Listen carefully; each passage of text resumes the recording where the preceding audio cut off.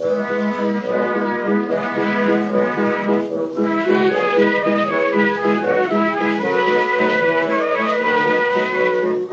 to Loremen, a podcast about local legends and obscure curiosities from days of yore. I'm James Shakeshaft. And I'm Alasdair Beckett-King. And Alasdair, we're kicking it Cotswold style today. Yeah, we are. What does that mean? I don't know. James, have you got a hot Cotswold tale for me? It is as hot as a heat wave. Is it as blisteringly hot as England is right now? Yes, at the time of recording, yes. Statistically speaking, it's going to keep being quite hot. So absolutely. This is going to stay relevant. And if it's not, then this will warm you up. Yeah, lovely warm story. A heartwarming tale of what? Ghosts. And evil, evil people. Good.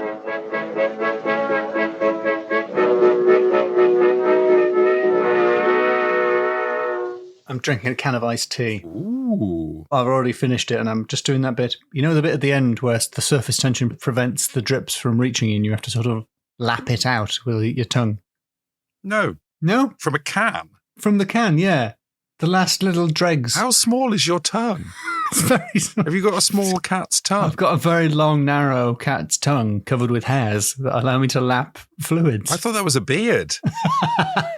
Wow. Well then, Alasdair, I've got a pretty spooky tale for you today. Oh, yeah? I'm pretty brave. But it also features some history. All right. Yeah. I'm glad. It's from a little town in the Cotswolds called Burford. Are you aware of Burford? Has it come up before? Or does it just sound like the name of a guy who has a moustache in a play? Or one of the earlier Tannins. That was Burford Tannin. Yeah, maybe like an English ancestor of Biff Tannen. Crazy Hound. That's sort of a posh version of Mad Dog. Yeah, it's very good. It's very good. Yeah. Burford is in the Cotswolds. It's got quite a distinct high street that goes sort of up a hill and like very old shops on each side, antique shops all the way up. Are they antique inside and out? They are thick with antiques. It was very exciting when Mum said she was going to Burford because there is the Cotswold Wildlife Park is in Burford. Ooh.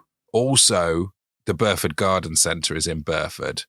So 9 times out of 10, you were probably just going to a garden centre, but 1 time out of 10, you were going to the Cotswold Wildlife Park. Why is it that I think parents must have changed, but in the 90s, I remember being thrown in the car with no idea of where we were going and just hoping that it was something fun and not something really boring and only really finding out when we got there. Yeah, I think so. More than once, my dad gave us a lift to the Blockbusters, to the video shop, and then didn't rent out a video for us to watch. Oh. He just put us in the car for the drive. Not even on the freebie? No, he used to he did the same thing with the dog. Put the dog in the boot of the car, just drive it around the block, bring it back home again. So she loved it. Not rent it out a video.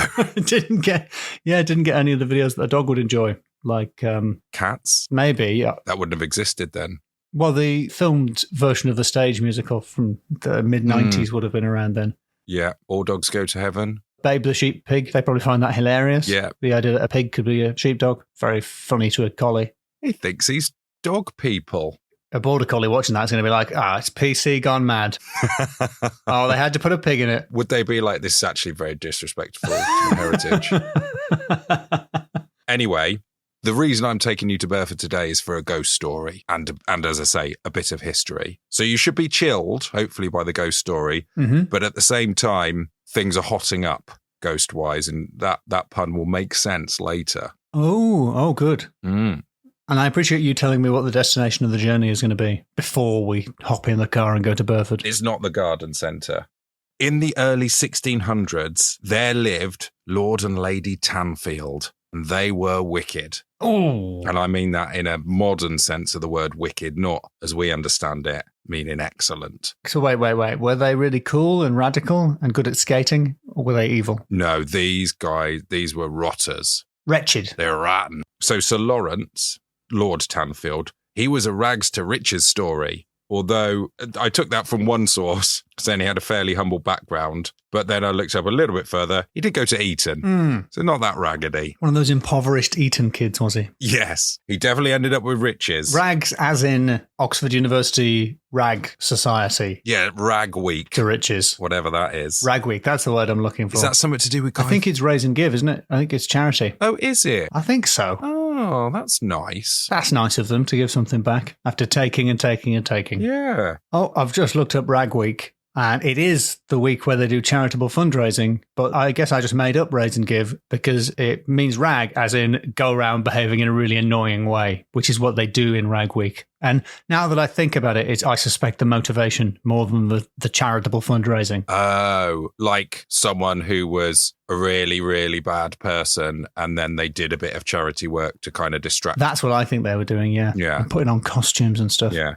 Well, there's plenty of examples of that I don't want to mention because they're horrible. Nope, no need to enumerate them. Nope. We know who they are. So it was a Rag Week to massive riches story because he became a lawyer, politician, and chief baron of the Exchequer, which is kind of, at the time, it was the person that deals with money when the Prime Minister and the Chancellor are busy. Oh, nice. Did he get to sit in the chair if no one was sitting in it? Probably, yes. I mean, this is Queen Elizabeth time, Elizabeth I. I don't really understand what Parliament was back then.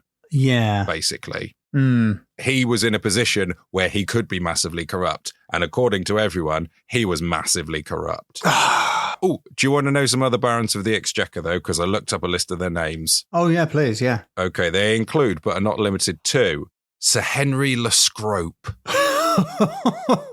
That your name sounds like you're a baron of the Exchequer. Le Scrope. Sir John Cary of Cockington. Nice. Sir Robert Saddington. That's like when posh people are sad. Feeling a little Saddington. I'm going to go to Bedfordshire early tonight because I'm going to be heading through Saddington. Sir Robert Bell and Sir Roger Manwood. Mm. As I say, Sir Lawrence was accused of corruption, but nothing was proved. But everyone was pretty sure he was wrong. He had two wives. His first wife was from a village in Norfolk called Clay next the sea. Clay next the sea? Yeah. Mm. And I double checked. It's not a typo. It is called Clay next the sea. Like some kind of impresario introducing the sea. It's a very boring stage show, isn't it? If you've just got some clay. Oh, what's coming up next? The sea. You don't really say that in a proper West Country. Clay next the sea. Like if you say it in that voice, it sort of adds in an invisible to the. It does, yeah. This Norfolk way. Oh, right. Basically, it's the same. Who can do a Norfolk accent? It's such a weirdly specific accent, but only people from Norfolk know what it's like. We just do "Oh, my lover" accent for Norfolk, but that's wrong. Generic bumpkin. Clay next the sea.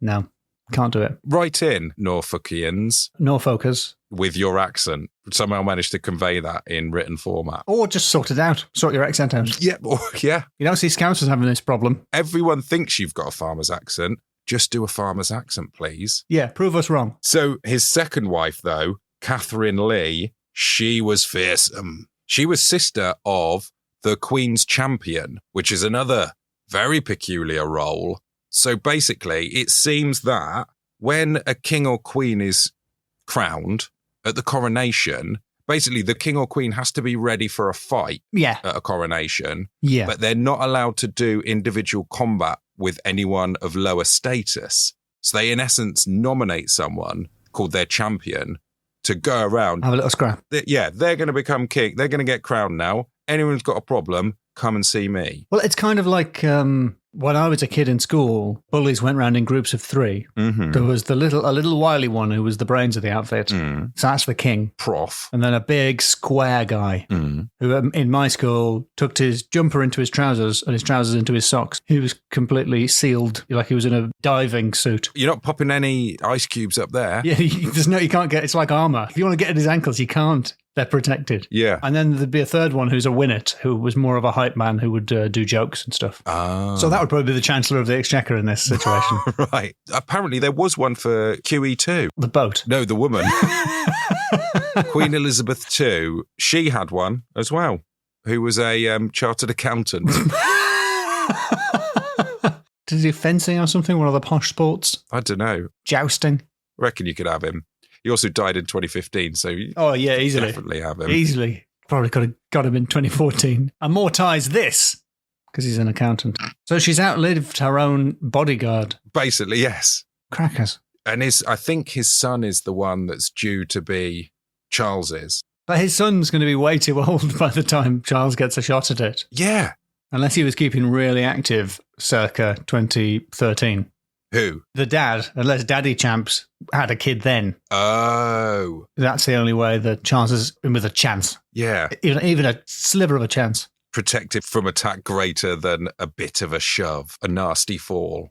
So, yeah, Catherine Lee, second wife. It was after this, people really started turning against the Tanfields. Villagers in the past, they hated a wife. They hated a second wife, didn't they? Well, it was also the guy, because she does become the sort of main focus of the ire, and I think we'll see why. But basically, first of all, they bought Burford Priory and then started enclosing all the land off. All the enclosures of public lands drive me up the wall. I hate the enclosure of public lands. Give us back the grass. That's what they thought. That's what these Burfordians were thinking and saying. Well, I'm well on side with these ignorant villagers who I was previously criticising. Lady Tanfield said she would like to grind the people of Burford to powder beneath her chariot wheels. Powder? Yeah. How dry does she think they are? At best, you're going to crush them into a paste. She'd just keep going over it until all the water was squeezed out. Apparently, she also left money to the almshouses for 6 widows when she died. Well, that's quite nice. So mixed messages there, really, from her. Unless she killed their 6 husbands. Yeah, maybe that was it. Underneath a chariot.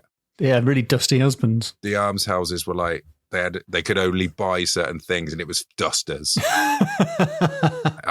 Things to dry out those old women further so that you can eventually run them down when they're sufficiently added. Each almshouse was fitted with a dehumidifier that you couldn't turn off. Yeah, just sending them packet after packet of silica gel. Do not eat, but maybe. Have you ever eaten a red banana? No. For a laugh? But not even with a straight face, no. What's a red banana? I guess they're used in savoury dishes or to mop up spills because they are the driest things known to man. It was like taking a big bite of silica gel. Really? Yeah, it was horrible. I could feel the moisture coming out of my body through my tongue into this red banana. I thought it would be a fun treat. Yeah, a red banana. You think, if anything, that's going to be like the top level of banana if it were a Donkey Kong reward. Yes. No. Worst kind of banana. Did you do it very arrogantly, like that guy who takes the teaspoonful of cinnamon powder? Oh, no, I didn't. But you didn't frame it as if you were going to own millennials. By Jove, by showing them who's tough. If you don't know what we're talking about, stop the podcast now and go and watch that video, and we'll see you in about a month when you've stopped watching it on repeat, because it is absolutely hilarious. He may as well have been called Hugh Briss. All right, I think you want TalkSport's Mike Parry's attempt to do the cinnamon challenge. The cinnamon challenge was eating a teaspoonful of cinnamon powder, which you shouldn't do. No. He was so arrogant. It's like the spirit of Brexit entered him. Oh my God. And he tried to do it with a tablespoon. It's so wonderful. Even if it's like some sort of setup thing, it's still really funny because Mike Parry's a real... And he's genuinely suffering. Yeah, it's really good. Oh,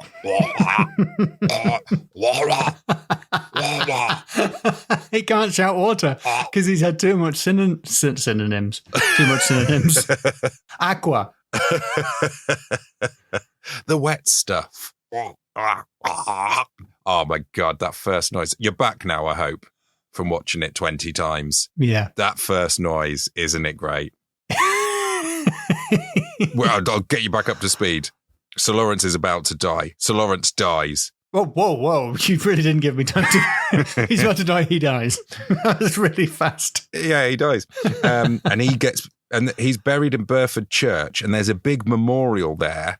You know, one of them, you see him in churches, the big memorial to rich people from the past. And it's like a big bed. Yeah. And there's an effigy of them led on the bed. I love those, yes. Praying. I want to be remembered plotting, having a lie down. But also plotting. Mm. And his wife got that erected for him. Now, she is now there on the other side because she died and then was also interred there and everything. But when it's May, initially, what do they have? Is it just the guy and then like a shapeless mass of marble ready for them to carve the woman in? Ah. Or is it like a sort of placeholder, like TBC?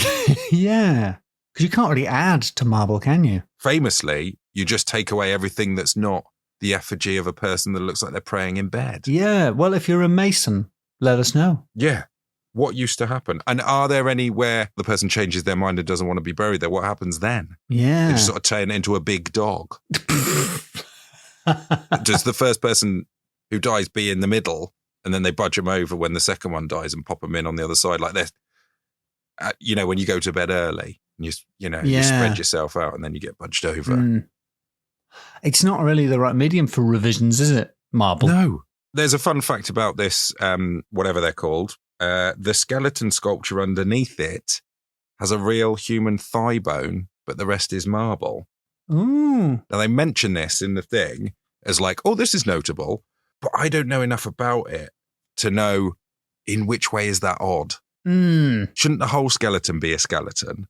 Is it like the dinosaurs when you go to a museum and you see the dinosaurs? They're not really dinosaur bones. Oh, wait a minute. Are you going to go all flat earth on me? No. I mean... They weren't really dinosaur bones. They're actually tests by God. Anyway, she did that, apparently, without the permission of the church. Just the thigh bone or the whole thing? The whole thing. The whole... She put the whole carving into the church without getting permission from the church? Yeah. How? I don't know. Just purely from an admin point of view, how could you do that? What a weird heist. Maybe they sort of got the statue and like toddled it in, waddled it in like a fridge. Yeah, like a sort of statue weekend at Bernie's. Hello, Vicar. Oh, hello, I don't recognise you. He's got a sore throat. He's not talking. I don't know how she did it, but she did. Now I see her more as a sort of Catherine Hepburn bringing up baby character. I'm warming to her. The people of Burford didn't warm to her. And that's also a pun, because apparently effigies were burned of them for the next 200 years after they died. Wow. Every year on the anniversary of their deaths or births or some anniversary, there was an effigies burned of them. Ooh. With permission of the church, or do they have to sneak their effigies in? Like, oh no, he's got a sore throat, he's not talking. He's got a sore throat because he's made of sticks. He sounds a bit sticky. No, it's a Norfolk accent. That's what they sound like some sticks. And I've got an account here, which is in Your Friend and Mine, The Law of the Land, Westwood and Simpson. Yes! Muriel Groves, writing in 1934, passes on an account from her father, who in turn got it from his own mother's nurse. Wow. Straight from a horse's mother's nurse's mouth. Old Dame Taylor, my grandmother's nurse, told father that Lord and Lady Tanfield used to drive over the roofs of the Burford houses, up one side of the street and down the other. This is a ghost of them, by the way. Mm. This became such a nuisance that the townspeople got 7 clergymen to come and lay them under Burford Bridge, the first arch, 7 priests with bell, book and candle. And if ever the arch gets dry, they will come again. One dry season, it began to hiss and bubble, so the people watered it until it rose. Aww. They watered the river for fear of the return of the Tanfields. Quick question. Where did they get the water from? I don't know. Oh, does it mean that they weed on it? It sounds like another bit of, and it's a while since I've mentioned this on the podcast, sympathetic magic. Everything's sympathetic with you if it's water. I'm just saying, dry season, the river's there, pouring a bit of water out or having a wee on it, magic. That's what magic is. Well, actually, I don't know if you know, but for people from Burford, being urinated on is actually, it's very disrespectful. Oh, okay. It's interesting to learn about these cultural quirks. Yeah. Some stories say that their chariots were on fire, that they rode up and down in fiery chariots. There's another story that to see this fiery coach was an omen of misfortune, which, to be honest, that's up there with to urinate on someone is disrespectful. It's like obvious. If you see an on-fire ghost coach, that's bad news. Yeah. But it's unlikely that you'd see that and think, looks like things are turning around for me. What a positive sign. What an encouraging augury. Sorry, my mouth's full of synonyms. There's a couple of other stories of Sir Lawrence, the Wicked Lord. Bad Larry. Because he owned a couple of other estates. There was Whittington in Gloucestershire. There was a story that someone whose grandparents lived at Whittington remembered an incident in her childhood when a groom had found a man lying dead on this lane that the coach was supposed to go up and down. The man had been killed by the sight of the Wicked Lord. But the truth was, it was someone in a regular carriage who'd fallen ill, and the groom had led them down on the roadside when they'd gone to get help. because I guess it would be easier to lie someone who's ill, lie him down rather than bouncing him around in a carriage. Yeah. And go and get help. But basically, and someone in the meantime came across them and just found a dead body and was like, maybe even heard the coach rattling away and was like, yeah, it's that Sir Lawrence again. They should have checked whether he'd been ground into powder. How would you test that? What, with a teaspoon and then you put it in your mouth? Probably just have a little teaspoon of it, and if you can't eat it, then you know it's powder. When did people come up with the idea of you going to the doctor? Because throughout the whole past, doctors were just constantly like, oh no, and hopping on a horse and crossing the land to try and help people. Now it's really hard to get an appointment and you have to go to them. What gives? But in the 80s, I remember falling ill and having the doctor come round. Really? Rather than going to the doctors. Did you do the proper Victorian ghost story thing of it just cuts to you being in bed the next morning and him putting a stethoscope away? Yeah. Giving you some advice, saying absolutely nothing's wrong? Well, he just sort of shook the thermometer and took the bag of ice off the top of my head. Did he have one of those doctor's handbags? Oh, with the top? Absolutely. And I had a glass bottle of original Lucozade. And then he quickly takes someone aside and says, the boy is just telling stories. He didn't see anything out there in the woods. I wouldn't, would he? By the way, though, you know those bags of ice for fevers? Yeah. They were purpose made, right? Yeah, I think so. They're like the colander of the home medicine world. Well, how so? It was just a bag of ice with those big screw top. Somehow it had a screw top lid. Yeah. But what else were they used for apart from plonking on the head whilst the doctor's taking your temperature? Well, just that. That's enough, isn't it? How does that make them like a colander? Well, colander really only does about 2 jobs. It takes up a lot of room in the cupboard, but all you're getting is pasta drainage. James, are you working for Big Sieve? Yes, I am. What about vegetables? You use the lid and tip it out. You might lose a couple of broad beans, but you're saving on cupboard space. No. Colander. Use a colander. Sieves. Use a colander. This day's coming. Do you want to hear the last sighting of Sir Lawrence? Yes, I do. He was supposed to appear at Great Chew, because he also owned that. In the 30s, in the 1930s, Ethel Williams was talking to a young grave digger and his friends in the churchyard and asked about what they knew about local figures. And the quote is, when I asked about Lord Falkland, they could tell me nothing. But when Judge Tanfield was mentioned, their faces brightened. And they told me of the great elm in the park, a mile or so away, round which, when the clock strikes at midnight, Chief Baron Tanfield can be seen driving in a coach and 6. So it is said, concluded the gravedigger as a concession to modern scepticism. Not that I would like to be there to see, added one of his friends quickly. When was that? 1930s. It had quite a 30s feel to it. So it is said. Back when teens said things like, so it is said. And not that I should like to be there to see it. Yeah, he said quickly. Really, well done. Because that's a very tough sentence. Not that I should like to be there to see it. Not what I would like to be there to see. It's quite hard to say. In any accent. And so that's the story of the Ghost of Burford. What a horrible man and his wife. There's a couple of bonus stories about them and some other Burford ghosts that I will tell you later for the extras. Ooh. There's some Patreon-based extras. But for now, that's all you need to know. Ever since you mentioned the flaming carriage, yes, I've had the theme tune to Absolutely Fabulous in my head. Oh. Do you remember the theme tune? Yep. This wheel's on fire, rolling down the road. Boom, boom. And I just found out it's a Bob Dylan song. Is it? Yeah. That is a re-recording of, I think, Julie Driscoll's version. Right. And she's singing with Adrian Edmondson. Yeah. But it's a Bob Dylan and the band song. Oh. And what's nice about that is, I found it on YouTube and I was just listening to that. And people in the comments are going, absolutely fabulous. And Dylan fans are like, you know what? It is great. Well, thank you very much. American Dylan fans who've never seen the sitcom just going like, thank you for noticing. Absolutely fabulous, the movie. Didn't know they made a film of this song, but yeah, I'm sure it would be. Well, I mean, are you ready to score me? Yeah. Or Bob Dylan? Please notify my next of kin. I'm ready to score. Okay, then. First up, naming. Names. All right, you slipped in a couple of good chancellors of the old Privy Council. Roger Manwood. Henry Le Scrope. Mm-hmm. It's not a real man's name. Robert Saddington.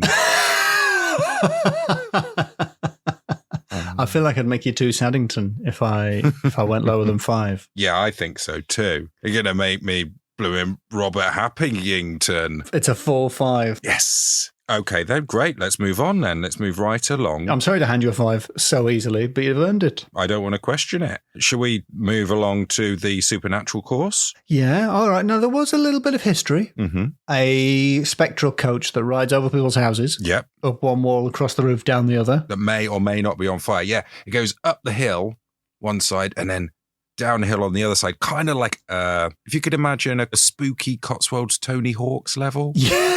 Quick kick flip across the high street. They're probably collecting the letters G, H, O, S, and T. Yes. Tony Hawk or Tony Hawks? It's Tony Hawk. Tony Hawk's is the Tony comedian. Hawk. Tony Hawks is the actor and comedian and writer. Mm. Tony Hawk, pro skater, is how you should pronounce it. That's where the confusion lies, like Stephen Hawking. Yeah, and Stephen Hawking's pro skater. Yeah. Keith and Cliff Richards. The brothers Richards. Not a lot of people know that they're brothers. No, not a lot of people think they're brothers. You got to go see Coach that is or is not good flaming. Oh, by the way that the priests lay that ghost of Lady Tanfield was they tricked her to come into the church, tricked her into a bottle, and then put a cork in that bottle and chucked it under the bridge. That may have just tipped it over. Oh, I don't want to, I'm so warm. I don't know if I'm just handing out 5s.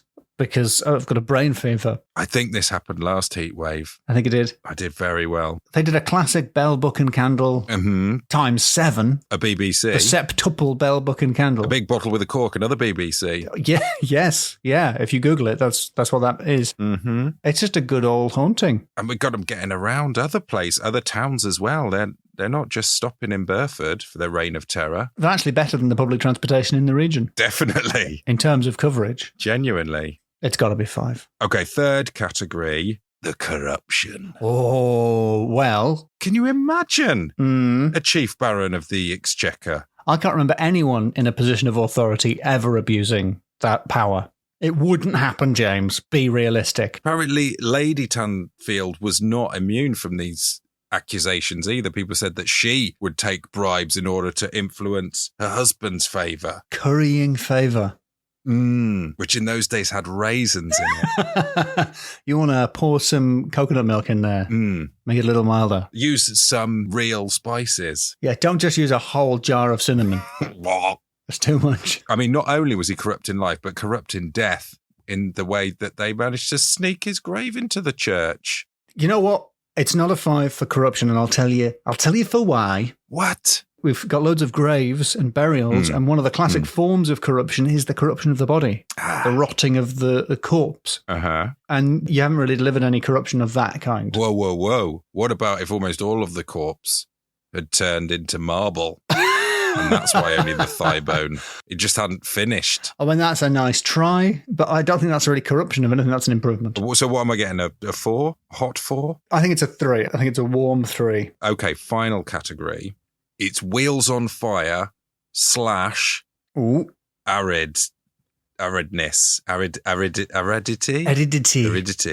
Aridiousness. Wow. Whoa. Is that the word? Well, first of all, I appreciate you tailoring at the last minute this to my interests, my musical interests. The theme tunes of sitcoms of the 90s, yeah. Yes, that is my main genre of music I enjoy. I'm a big fan of the work of Howard Goodall. Who did Blackadder and Red Dwarf, and Mr. Bean. Eric Idle singing One Foot in the Grave. Eric Idle, yeah, that's a good one. Do you know, have we talked about the Mr. Bean theme tune before? No. You know the way it's got a choir singing? Yeah. Yeah, like there's a beam of light and Mr. Bean appears to land from a spaceship or something. Yeah. And a school choir sing in Latin. What they're saying in Latin at the start is, "Behold the man who is a bean." Oh. And then at the end of part 1, they sing "End of part 1" in Latin. Really? Yeah, that's what they're saying. Do you speak Latin? No, it's just a cool Factoid. about the composer Howard Goodall. So wait a minute, is Mr. Bean, is he basically in purgatory? So he sort of dropped in, he goes into the white light. This has got to be a fan theory on the internet. The dark fan theory of Mr. Bean is that while it's hilarious for us, it's torture for him. This is happening to him forever. It was really arid. It was a very dry story. I'm very hot because it's a heat wave right now. And of course, it's very humid. And they always say a dry heat is preferable. I just wish. Well, you wish you were in a flaming carriage. I wish I was in a flaming carriage right now. Because, by the way, just to recap, you've got flaming carriages, you've got burning effigies, you've got a river running dry. Yeah. Hissing and bubbling. You've got wet human bodies crushed to dust somehow. They're getting crushed so hard, they turn into dust. It simply must be dust. Oh, James. Our well-known catchphrase. Yep. You've blown dust in my eyes and I'm bedazzled. It's a 5. Yes. Dust! It simply must be dust. And if you pop over to the Patreon, there's potentially some more sightings of these guys. Well, that sounds delightful.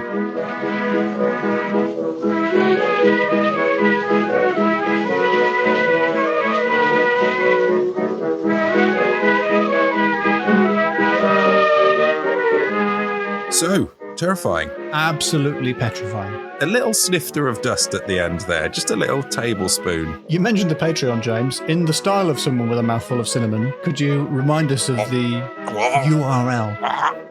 Patreon.com/LoremenPod. That's how you promote a Patreon. Yeah, please join us. There's loads of bonus episodes and you will get your own dust. Probably don't eat it. Don't eat it. Don't eat it. Oh, I've read that all wrong, haven't I? Probably don't eat it.